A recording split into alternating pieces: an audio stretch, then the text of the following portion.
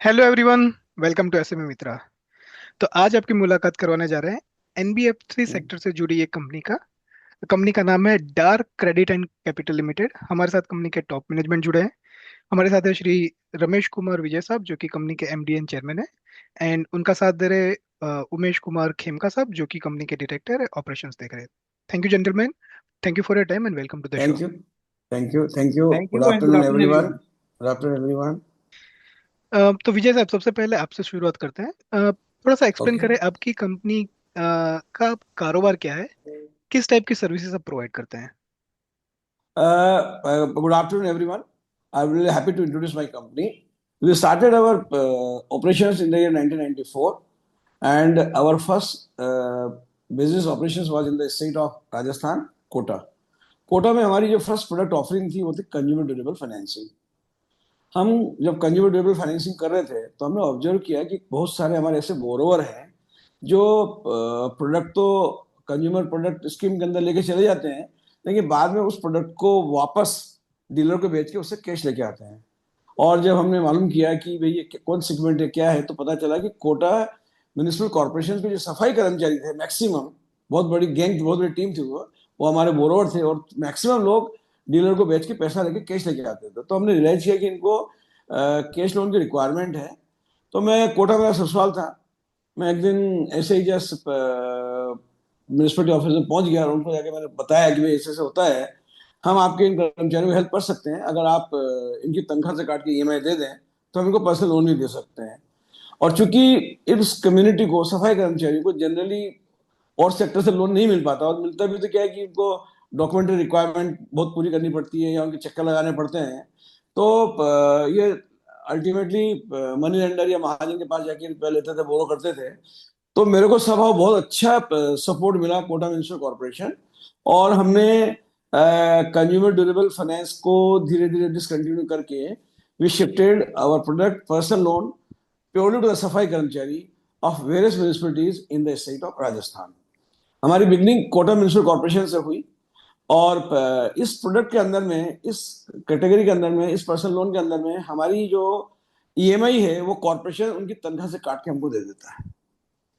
सो ये इतना निश प्रोडक्ट है, it's like a social impact financing की। ये जो कैटेगरी ऑफ बोरोवर है, जो सफाई कर्मचारी, इनको जनरली फॉर्मल बैंकिंग चैनल से रुपया नहीं मिल पाता। उसके दो तीन कारण है। एक तो क्या कि जब ये बैंक वगैरह में जाते हैं तो इनका जो अटायर है वो इस तरह का होता है कि उसका no warm welcome is extended to them. और फिर दूसरी क्या है कि बैंकों की जो डॉक्यूमेंट्री रिक्वायरमेंट इतनी सारी होती है कि वो इनको फुलफिल करने का माइंडसेट नहीं होता। और तीसरा, बैंकों के बार बार चक्कर काटना पड़ेगा, जो ये अफोर्ड नहीं कर पाते। तो जो मेरा ये जो प्रोडक्ट है, ये बहुत अच्छा सपोर्ट मेरे को मिला। मैं ग्रेजुअली जो नियर बाई म्यूनिसपैलिटी उनको टैप करता गया। कोटा से मैं बूंदी, अजमेर, टोंक, जयपुर, जोधपुर करता करता मैं whole substantial part of Rajasthan मैंने कवर किया। लेकिन क्या था कि हमारे पास ये single product, single finance company थी, और हम खाली खुद के रुपए से ही काम करते थे। हम लोग उस समय तक बोरिंग नहीं करते थे। तो हमने धीरे धीरे धीरे 70 80 90 म्यूनिसिपलिटी हम लोग काम करते थे, और ऑलमोस्ट सबसे स्टेट और राजस्थान कवर कर लिए थे। लेकिन हमारे पास सिंगल प्रोडक्ट था, और वो था पर्सनल लोन सफाई कर्मचारी। और हम लोग बाजार से बोरो नहीं करते थे, खुद के रुपए से ही काम करते थे। Now, to survive, you have no choice but to grow. तो मैनेजमेंट डिस्कस की भी, अगर हम लोग ग्रो नहीं करेंगे तो कंपनी सर्वाइव नहीं कर पाएगी। That is how we decided to grow. We started diversifying first same product geographically. तो हमने 15 16 में पहले हमने एमपी में इंट्रोड्यूस किया प्रोडक्ट को, और फिर हम एमपी में काम करते रहे। वाइल वर्किंग इन एमपी, मैंने अनदर प्रोडक्ट डिजाइन किया कि मैं कलकत्ता बेस्ड था, और वेस्ट बंगाल में छोटी छोटी एमएसएमई का बहुत अच्छा पेनिट्रेशन है। और वो एमएसएमई जिनको क्या है कि माइक्रो फाइनेंस लोन मिलता नहीं है, और छोटी लोन की रिक्वायरमेंट है, बैंकों का उसमें इंटरेस्ट नहीं है। तो मैंने एक नया प्रोडक्ट डिजाइन किया in the state of West Bengal, small value MSME financing.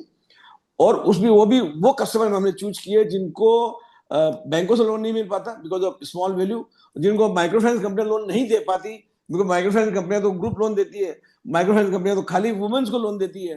तो जो डिजर्विंग और एलिजिबल बोरोवर थे उनको बाजार से रुपये नहीं मिल पाता था। तो मैंने वो सेक्टर टैप किया, और हमारा जो मेन जो स्ट्रेंथ थी, हमने डिसाइड किया कि हम उन बोरोवर को टैप करेंगे जिनका स्ट्रॉन्ग क्रेडिट ब्यूरो रिकॉर्ड होगा।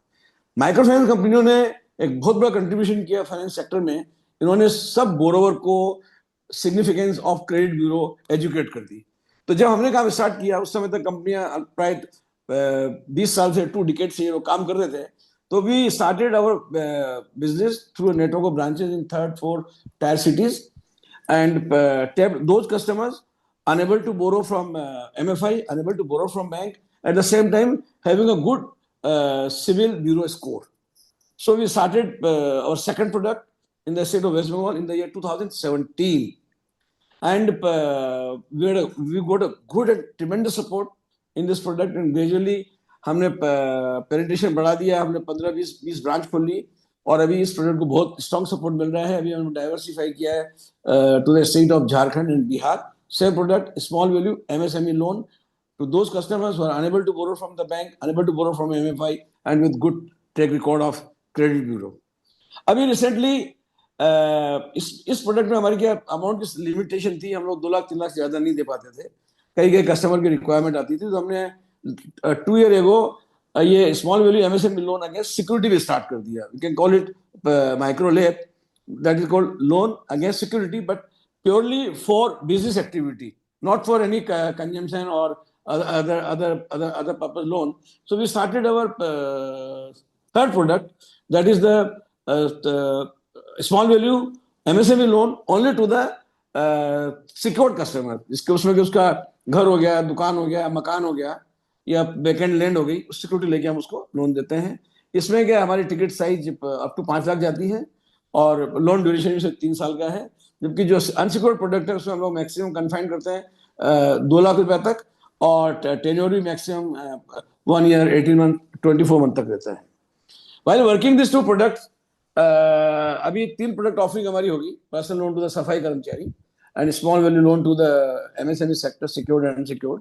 While working this product, no, should we want to penetrate the same MSME loan product in the market? So we were invited by SEBI in one of the cohort meeting, and they जो smaller कंपनियां जो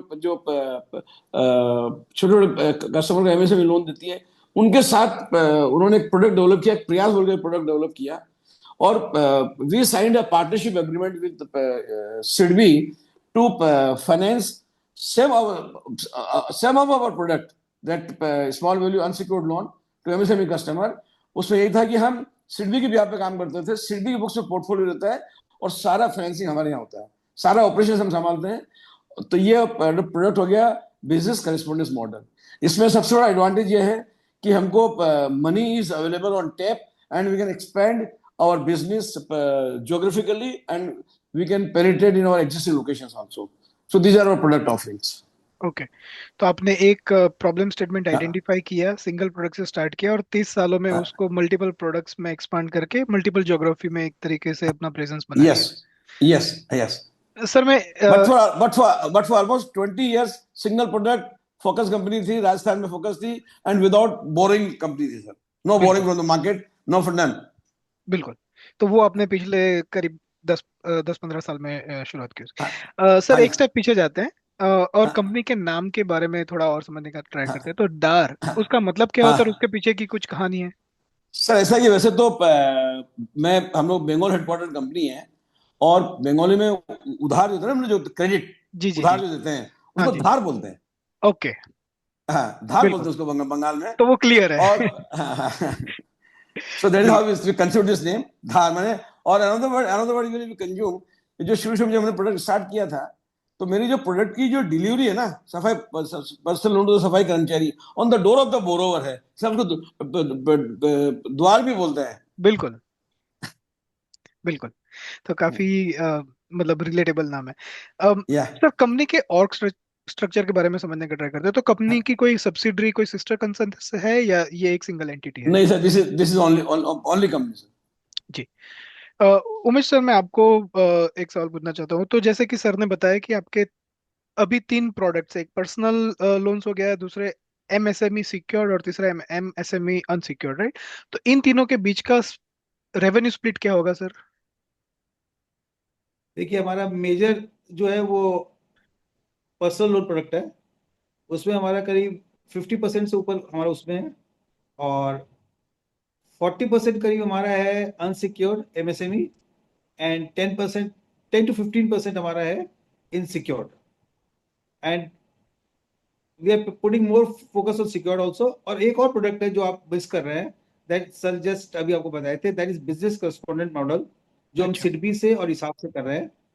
उसकी भी हमारी करीब 15 करोड़ की book size है, which is also say रफली 8 to 10% of our portfolio. Okay. और सर, इस आईपीओ प्रोसेस के बाद में आपकी डेट इक्विटी रेशियो क्या रहेगी? आपके फर्दर लोन रेज करने का प्लान रहेगा? और फरवरी 2026 में आपका काफी डेट रिडम्पशन है, तो उसका क्या प्लान होगा यूटिलाइज करने का, कैसे पे करेंगे? देखिए, ऐसा है कि we are a finance company, और हम्म। हमारे the borrowing is continuous, repayment is also continuous, it's a continuous process. So, in the normal course of business, we borrow almost every year 100 crore, and at the hmm. normal course of business, 100 crore is repaid. So, hmm. redemption will be is a part of collection proceeds. जो हमारा जो collections है वो EMI collections है, और वो उसी से हम्म। हमारी EMI repayment भी होती है। तो हम्म। वो reduction will be done from the normal business proceeds. And जो बिजनेस है हमारा, जो from RBI perspective, we can go up to 7 times of our net worth borrowing, but hmm. Generally standard norms 4 से 5 टाइम तक का boring होता है। तो अभी तो हमारा हम्म। मे बी 1:1 या 1:1.5 है अभी हमारा hmm. Borrowing. It will go up to 4 times, sir, going forward. Okay. या तो आईपीओ की प्रोसेस के बाद में आप अपना डेट भी इंक्रीज कर देंगे, क्योंकि वो डेट भी इक्विटी करेंगे, मेंटेन या करना बिकॉज चाहेंगे। हाँ। वॉल्यूम बढ़ाने के लिए, बिजनेस बढ़ाने के लिए हमको रुपया चाहिए। तो hmm. This IPO proceeds will enable us to borrow more and hmm. Expand and grow our business. ठीक है। और सर, जैसे मैं आपके पीयर्स को देख रहा था अभी माइक्रो फाइनेंस इंडस्ट्री या पर्सनल लोन के अंदर, तो जो भी आपने कॉम्पिटिटर्स दिए हैं उसमें आपकी कंपनी का लोवेस्ट प्रॉफिट परसेंटेज था और ग्रोथ भी आपकी लोवेस्ट थी। दोनों लो होने का कोई स्पेसिफिक रीजन, सर? ऐसा है कि पहले तो जो मेरा जो पर्सनल लोन प्रोडक्ट है हम्म। वो इट इज इट्स दो इट्स अनसिक्योर्ड, बट हम्म। मेरी तो तनख्वाह से कट के ईएमआई आती है। हम्म।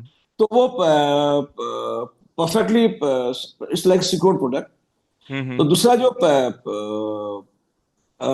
जो प्रॉफिट मार्जिन है, उसका हम्म। कारण क्या है कि हमारे ट्रांजेक्शन कॉस्ट बहुत ज्यादा हो जाती है, और हमारे जो हम्म। पीयर्स हैं उनकी वॉल्यूम बहुत हाई है, हमारी वॉल्यूम बहुत हम्म। छोटी है।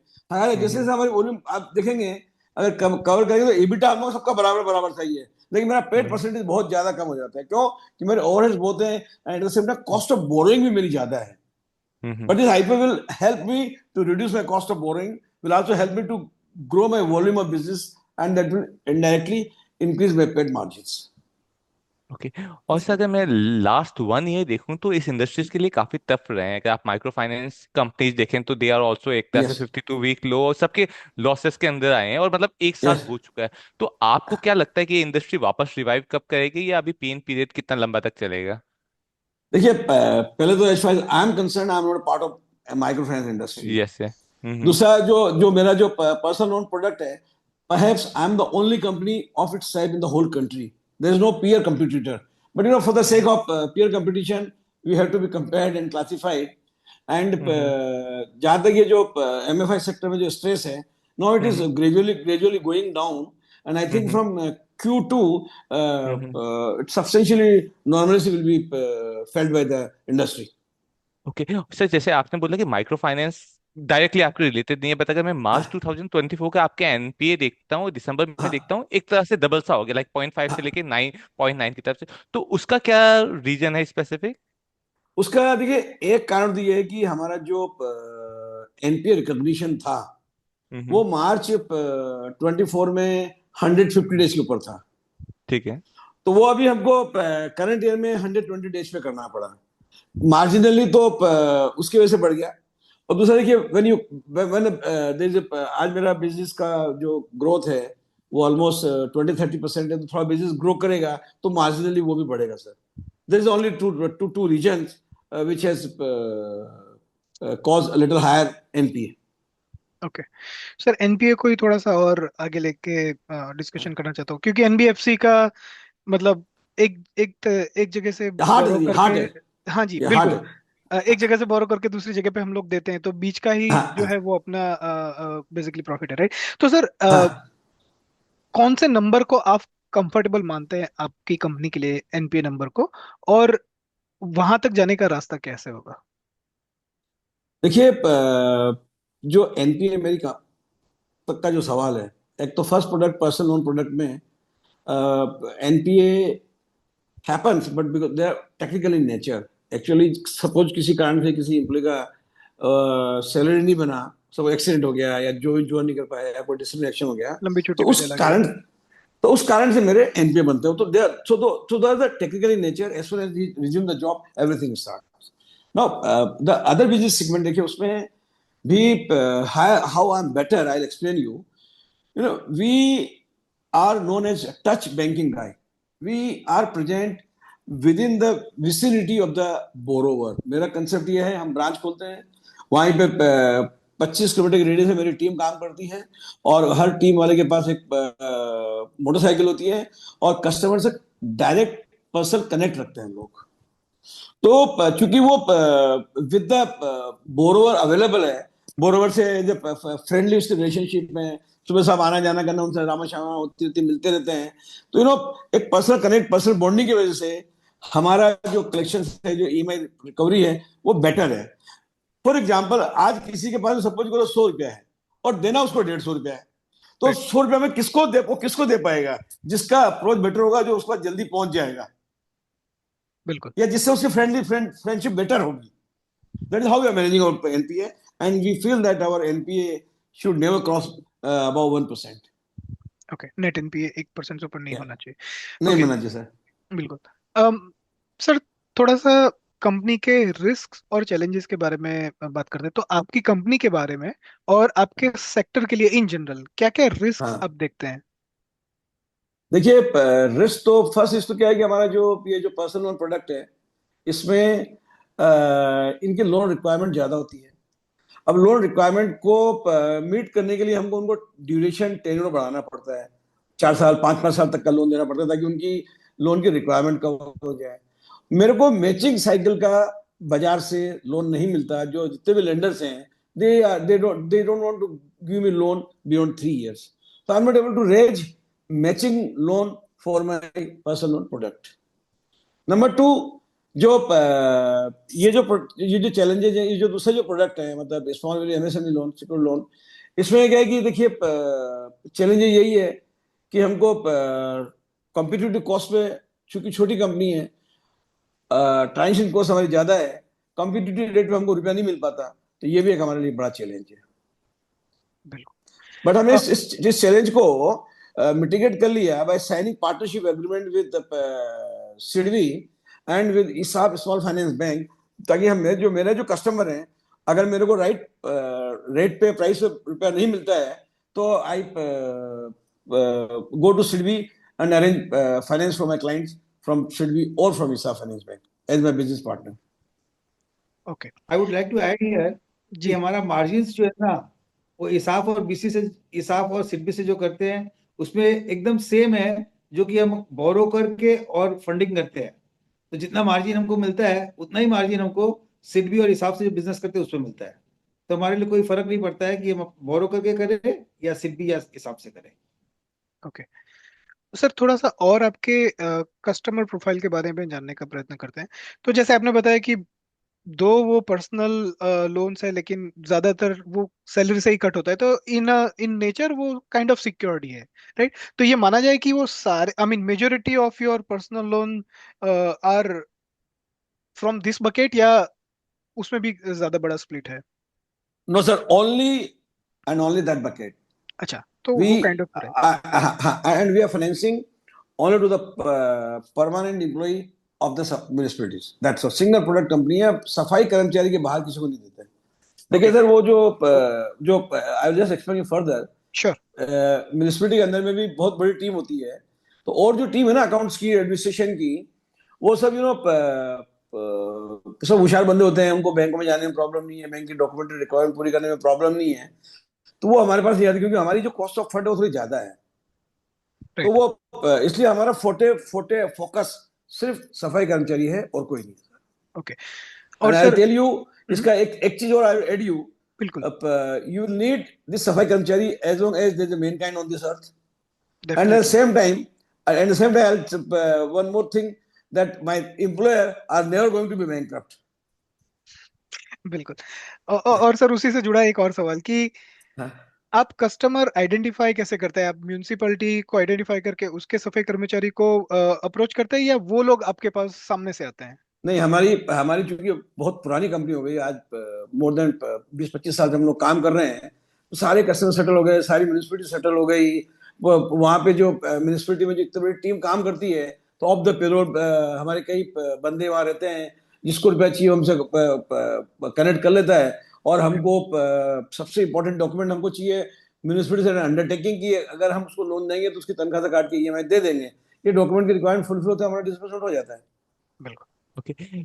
उमेश सर, आपसे एक क्वेश्चन है। आपने जैसे बोला कि जो आप सिडबी एंड इसाब से लोन प्रोवाइड करते हैं कस्टमर्स को, उसमें मार्जिन सेम है। तो जब ये लोन होता है तो इसमें रिस्क किसका रहता है? लाइक ये अगर बाई चांस इनमें कुछ डिफॉल्ट होता है तो ये सिडबी और इसाब के अंदर आते हैं या आपके अंदर आते हैं? You are acting only as a agent for these banks?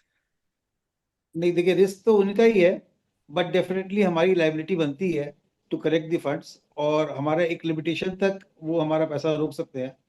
But देखिए, हमारी उसके मोरल रिस्पॉन्सिबिलिटी, देखिए हमारी सबसे बड़ी लेकिन इंपॉर्टेंट मोरल responsibility रिस्पॉन्सिबिलिटी। हमारी मोरल रिस्पॉन्सिबिलिटी बनती है।